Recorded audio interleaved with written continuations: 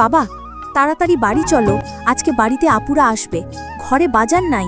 মা, তুই তো জানিস এই অভাবের সংসারে নুন আনতে পান্তা ফুরায়। এই অভাবের সংসার আর ভালো লাগে না। বাবা, তুমি চিন্তা কইরো না, একদিন আল্লাহ আমাদের এই অভাব ঠিক করে দিবে। আপু দুলাভাই আসে পড়বে। বাবা, তুমি বাজারে যাও, তাড়াতাড়ি কিছু একটা আনো। আচ্ছা মা, তুমি বাড়ি চলে যাও, আমি একটু পরেই বাজার নিয়ে আসব। আগে 100 টাকা নিয়ে বাজারে গেলে ছোট্ট একটা ব্যাগ ভরে যেত। 2-3 রকম সবজি, একটু পেঁয়াজ মরিচ, সাথে ডিম নিলে মোটামুটি টেনেই যেত। কিন্তু এখন 100 টাকা নিয়ে বাজারে ঢুকলে মনে হয় যেন শুধু হাওয়া নিয়েই ফিরতে হবে।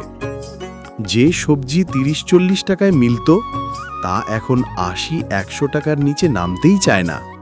মরিচ পেঁয়াজ তো হাত দিয়েই দেখা ভয় লাগে।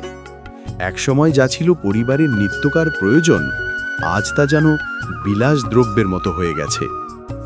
জীবনযাত্রার খরচ বেড়েই চলেছে, কিন্তু মানুষের আয় সেই গতিতে বাড়ছে না।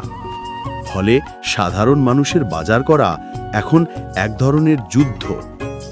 কোনটা নিলে চলবে, কোনটা বাদ দিলে খরচ বাঁচবে, এই হিসেবই বড় হয়ে গেছে। আগে 100 টাকার বাজারে ব্যাগ ভরত, আর এখন 100 টাকার মধ্যে ব্যাগের তলা দেখা যায়। এই হলো আমাদের কাঁচা বাজারের বাস্তব ছবি।